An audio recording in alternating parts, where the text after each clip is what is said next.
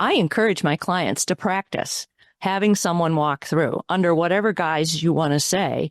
Could be someone just to check out how we do everything, but to take the pressure off and include your team. And then the second part is after the tour is over to sit down with your team and say, now, what did you think? Let's pretend we were interviewing those people. Would you want them to work here? What did you think about their mannerisms? How did they do this? How would they fit into our culture? Because all right, welcome back to today's show. Today we have Ruth Mannschreck. Today we're talking about why waiting to tell your employees until after the sale might be a bad idea. Before we get into the topic, Ruth, welcome on the show. Good morning. Thank you so much for having me here. I appreciate it. I am a retired dentist, and my story leads into the things that I coach people as a business strategist now. I started my practice from scratch, growing it. We had 2 small children. When my daughter was born, she had a very traumatic birth, ended up being in the hospital for weeks. When she came home, I had to squish my practice from 5 days to 2.5 days. So my team and I redesigned everything, and we did it. We got everything we needed to do down to 2.5 days. And we kept it that way. In fact, I never went back to 5 days a week. We've always practiced 2.5 days. So it's an amazing thing to give yourself that much freedom. And so part of my outlook on coaching is to share that strategy, those techniques with the people that I coach. And then someone offered to buy my practice, and I thought, oh, this is awesome. I don't even have to go looking. And I didn't do enough due diligence, so to speak, about how to sell a practice, and left a lot of money, a lot of things on the table. And that motivates me to talk to audiences about and to coach people through how to get your business ready to sell. Because if you don't, you're going to be very disappointed. I wouldn't want that feeling for any more business owners. We work so hard to create our baby, this thing we've sacrificed for and struggled for and grown, and then to be disappointed when you walk out the door, it's a horrible feeling. So that's my mission, is to help people look at their business ahead of time and say, is this really ready to go? And is it attractive to a particular type of buyer? So to talk about when should you talk to your employees about selling the business? When I did it all wrong. I listened to colleagues of mine who had never sold a business before, had never purchased one before. So I don't know why I thought they knew how to do this, but they all said, oh no, you never tell. Don't tell them until it's done. And then you break the news to them and you hope everyone's happy. Okay, well, that turned out to be a horrible thing. So I have a much different approach to it now. What if, instead of keeping it quiet and hidden for years, what if 10 years before we want to sell our practice, what if we sat down with our team and said, I'm not going to be here forever. What can we do as a team to set you up in this business so that if I get hit by a truck tomorrow, you can carry on, the business can carry on. There's no insecurity about who's at the helm, because we're going to create a self-propelled, a self-directed business that's going to run and keep you engaged, employed, however you want to put it, as long as you want to. It's not dependent on me as the owner being at the helm of the ship. Does that make sense? It makes complete sense. That was a very underappreciated opinion when I came out with that, but it makes so much sense, and it allows you to have this conversation with your team, with other producers, because physical therapists, a lot like dentists, you have producers and you have non-producers. All of them you need to keep the show running, and they all have different perspectives about what makes a great place to work. Why would I want to stay there even after Dr. Ruth leaves? So we talked about what kind of systems in the business could support them the way they want. What are they looking for? How can I shape the systems in my business around the people that run it. Then we went on to, what is the culture like? How can we create a culture in our practice that is so winsome, so magnetic that our employees want to stay? No matter who's running the show, they want to stay there. That is, think about it. Your team is the most expensive asset. That's the most expensive piece of your puzzle. And it's the hardest to get, the hardest to keep, especially if you want them to exude the same core values that you have as a practitioner. Boy, it's a lot of work. It's a lot of energy. And to watch them just waltz out the door, it's painful and it's expensive. So on many levels, it really matters that you spend time creating a culture in your business that reflects your core values as the owner and is incredibly attractive to the people who work for you. And therefore, it's attractive to your clients and your patients who come in because they can see, wow, look how they are with each other. Look how I feel when I walk in the door, look how I feel when they collect my money. All of those little touches, make a big effect on your clients and your patients, however you refer to them. So we've had some deals fall through over the past, year or two, and it seems like it doesn't matter whether the owner is like 40 or 45 or 65 years old. Typically, and of course, when it's early in the discussions, like when it's early in, we're courting each other or we're trying to partner and we're trying to court this owner. We're trying to learn about their culture. Maybe we take them out to lunch or dinner, or we do a site visit. And some owners are open to like having like myself and one of my team members visit the office, and we kind of just like, we hang out and we stop by and we're in the lobby, and then they tour us around or whatever. And some owners are very like, oh yeah, it's like my friend, it's my colleague, Dave Kittle, like whatever. Right. Like, and then some owners are like, yeah, like I'll tour you around like when everyone leaves, like at night or like on the weekends or whatever. So the topic around why waiting to tell your employees until after the sale might be a bad idea, I would love to hear more briefly on this, like how owners can, tactically, what are their options? Like the one option you said is they speak with multiple potential buyers. They get a letter of intent signed with one of them. They kind of do, they enter due diligence. They agree to sell 80 or 100% or whatever amount of their practice to this buyer. Then now the buyer, like maybe the next day or the same day that they, sign the contracts and the purchase agreement, and maybe there's an employment agreement. And then all of a sudden they had this team meeting, and now the seller that's been there for 20 years or 30 or whatever years, now they're like, hey, like this business, this corporate or this, this independent or whoever now, is the majority owner or, is now your new boss. Mm-hmm. And there's like a lot of shock.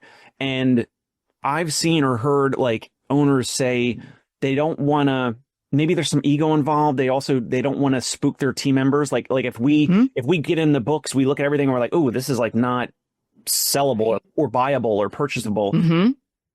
And now we want to walk away. But now the seller, the potential seller, now has team members who think like, oh, well, like he's looking to sell this and get out. So maybe we should get our resumes and go, look for other jobs elsewhere. So the practice owner doesn't want to spook and scare his team members, but they also know that the team members need to stay in place for continuity and a smooth transition and all that. Right. How early, like maybe at LOI stage, have you seen as appropriate, or as things get a little more serious and both sides are paying legal fees and we got lawyers talking to lawyers and all that, like what would be a good point where the seller can say, here's the team that is going to be partnering with us. Here's why, we align with core values. Here's the reasons. The owner hopefully will say, I'll be staying on for 12 months or whatever the transitional period of time is.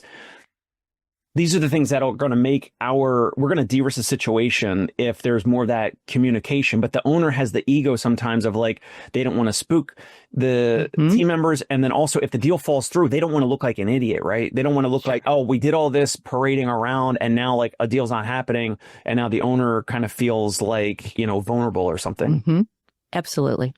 And what we have done, what my clients have done in particular, is to get the team used to tours of people coming through the office. So we set it up as in we took a young business owner from another town and had them come into the office, and he was presented to the team as someone who was starting a new business, wanted to see our techniques, our systems, the culture, the whole thing. So it was a great excuse. We said to the team, we want you to explain what you do, how it fits in, how you feel about our culture, how you feel about more people being in the business, whatever. So we set it up ahead of time as this person is coming through. So there's none of that insecure feeling that everyone has when because you have to do this. You have to walk them through. So if you do that periodically, then when you do come up with a real one, you can run it the same way. Your team has already been gracious and hosted a team that wanted to see how we run our business, because that's what a walkthrough is. You're seeing how it runs. You're seeing the culture in action. You're seeing how the team members get together. So then it becomes, oh, we've done this before. It's not something odd, and it's not something to be afraid of, because the fear factor of employees, when they're left out of the communication completely, they just run. The human brain wants an explanation. So when something odd happens, like this group of guys comes through and looks into everything we're doing, if they don't know the answer, they're just going to make stuff up. And what they make up is going to be fear-based and not helpful. So I encourage my clients to practice having someone walk through under whatever guise you want to say. Could be someone just to check out how we do everything, but to take the pressure off and include your team. And then the second part is, after the tour is over, to sit down with your team and say, now, what did you think? Let's pretend we were interviewing those people. Would you want them to work here? What did you think about their mannerisms? How did they do this? How would they fit into our culture? Because I like to see a lot of team involvement in the hiring process. So our teams already are used to people coming through to see this, to see that, and we've taught them to observe. It's like, I like to take new candidates out for lunch just to see, how do they handle the wait staff? How do they carry on conversations? Do I have to do all the talking, or is it, do you know what I mean? Just to get a feel. So we already have that built into our culture. And then it's very non-threatening to bring in a group of people who are going to come in. They have freedom to ask a bunch of questions, and then we debrief about what my team thought at the end. This is really refreshing, Ruth, because I've had other professionals and other practice owners that have sold and exited, and now they do some coaching and things like that. Mm-hmm. And no one has mentioned this specifically, like a tactile approach where it's a formal approach around practicing, having external folks come in for tours, mm-hmm. and your team members are coached and they're practicing having others come in and tour the space during working hours. I love it. Yeah. It's just, it gives, I did such a horrible job of informing my team. So my entire team got fired when I sold my first practice. And I can never get rid of that horrible feeling. It's the worst I've ever felt. I've done some pretty stupid things in my 30 odd years of running a business, but boy, that was the worst. So I've really tried all kinds of things to get team involved and to have conversations and to not make it something scary and confidential. Yes, absolutely. I understand confidentiality totally. But, boy, when you include your team, you do so much for their self-respect. Like, they matter. You care how they feel. And it's a great way to find out, like, what would happen to my team if I sold and left? How would they feel about it? When you listen to these exit debriefs, you get a lot of help about how are they feeling. And that's material you can use then to educate your team and say, someday I am. And we always say, tell your team, you're not going to be there forever. So let's get it set up now so that it keeps right on going, no matter if I'm here or not. So what were some of the issues with your team? You told them after the deal was completed and then you announced it and you had a meeting, but then you said they all got fired. So was the morale really bad? Was there a lot of shock and surprise and then the performance dipped and then they got fired because of that? Why did they? No. Oh, no. They all got let go. They never even got to be part of the combined. So it was 2 dentists came and just bought my practice to absorb it into theirs. And what we had talked about was, is there space for my team in their existing? And there was. But I never said, are you going to put them in those spaces? All my bad. So I don't think it's anything about trickery or asking the right questions or making sure you cover all the topics. I think it's building a base that helps everybody succeed. Got it. So really quickly, let's say, so we're speaking with a couple of different practice owners. Let's say in the next, the timeline is fairly soon. For one of them is really interested in finding a deal. Has, let's say, 5 team members, physical therapy practice owner. Let's say in the next, the timeline they're looking to do is as soon as possible. So let's say the deal might be in 60 to 90 days or something. Right. I went for 1 visit at the office, but I didn't meet any team members. It was before the team members came in. Right. So what anonymous suggestions would you give to that type of practice owner if they were listening of when? So first thing would be is we want to nicely have a game plan of who else can we bring in here to start practicing the tours. Let's say he does that. Mm-hmm. Let's say in the next 3 to 4 weeks, he or she does that. They bring in some colleagues that they went to school with or new grads that are looking to start a physical therapy practice. You coach the team members, the therapists, the front desk, say, hey, I'm bringing in so-and-so. They're looking to go in a physical therapy business, or they just moved here, or whatever the reason. They practice that for the next 2, 3, 4 weeks or whatever. They're doing the hosting of these external parties coming in. But at some point, the deal's getting closer and closer. We're doing more due diligence. We're going, line item by line item in their, bank accounts. We're digging through everything to make sure that what they're actually saying is correct and true. We're getting closer to actually completing the deal. When actually should the owner potentially tell the team about the partnership or the upcoming exit, even if they're going to stay for 12 months in a transition? When specifically should they disclose it? See, if you haven't built up, some rapport or if you haven't communicated to your team that you've designed your systems and your communications, your culture, your everything to carry on after you're gone, that's almost as important as doing these dry run-throughs with the people you were talking about coming in and practice. But remember, one of the biggest parts of that is to debrief your team after they leave and say, well, just let's pretend, what if I sold the practice to this person? What would you think? How would it go over? What shortfalls do you see in how they interacted with you, how they thought about physical therapy as an industry, and pull from them, get them engaged with yourself after the event. Do that a few times, and let them get used to you talking about, I'm going to be gone, because it's too soon. You've waited too long. So the best you can hope for is to have those conversations and keep asking, what would you need in this situation? How would you feel in this situation? Because that's what you really want. You want them to know that you are swinging on their team. And the best way to do that is to ask great questions in that debrief and really listen to what they say. Because if you're going to lose people, you want to know about it ahead of time.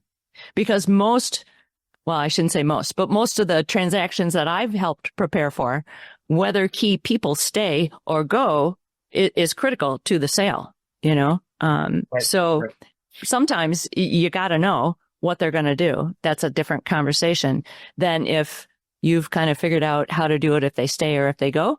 So I would say I still like to have that conversation, let them hear you say those words, and you can even couch it as, what if I get hit by a truck? If I got hit by a truck and these guys came in, what problems do you see might arise? Or how would that make you feel? Do you think you could continue doing what you do so brilliantly under that leadership? I love that. If there's some owners out there that are maybe afraid to go that direct on that topic, do you think it would also be practical to say, so they bring in this new grad physical therapist, you're practicing the hosting and the touring and all that. Then you do the debrief. The owner says, hey, not just like if I sold to them, because like that might be too direct too soon potentially. So what if they're watching or listening and they're like, what if how do you think it would be? How would you feel if we partnered with them? If we bought them, or if I sold to them? So it's almost like multiple options instead of signaling maybe too directly. Like, how would you feel? How do you think that they align with us?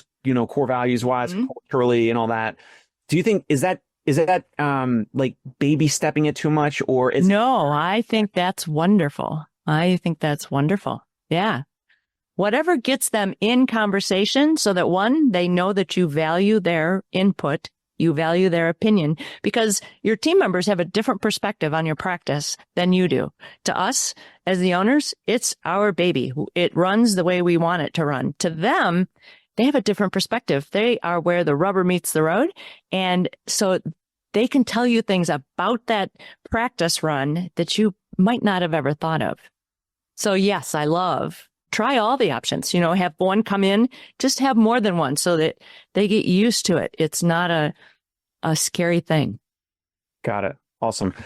Ruth, this was awesome. What's a good place on the internet, whether it's email address, website, LinkedIn? What's a good place for the audience to reach out to you if they want to connect further, learn about your coaching, how you'll be able to help them, your resources? I know you said you also have a resource for the audience, which we'll link in the description below. But what's a good place for them to connect with you further? I would encourage them to go to prepitnow.com. We have some resources there for your listeners. And in the midst of getting those resources, you'll get my personal email, and anyone that has questions, that's a great way to reach out to me. And I'm on LinkedIn, we're on Instagram, but prepitnow.com is the easiest place to start. Excellent. Ruth, thank you so much for your time. This has been great. I truly appreciate it. Thank you so much. Thank you. Hey, it's Dave Kittle. Are you a healthcare business owner or physical therapy practice owner who is looking to figure out your succession plan or exit strategy? We might be able to help. And in fact, we may be interested in acquiring your practice. If you're interested, you can reach out to me. Shoot me an email at dave@conciergepainrelief.com. That's DAVE@CONCIERGE painrelief.com. Or you can call me at any time, 646-781-8884.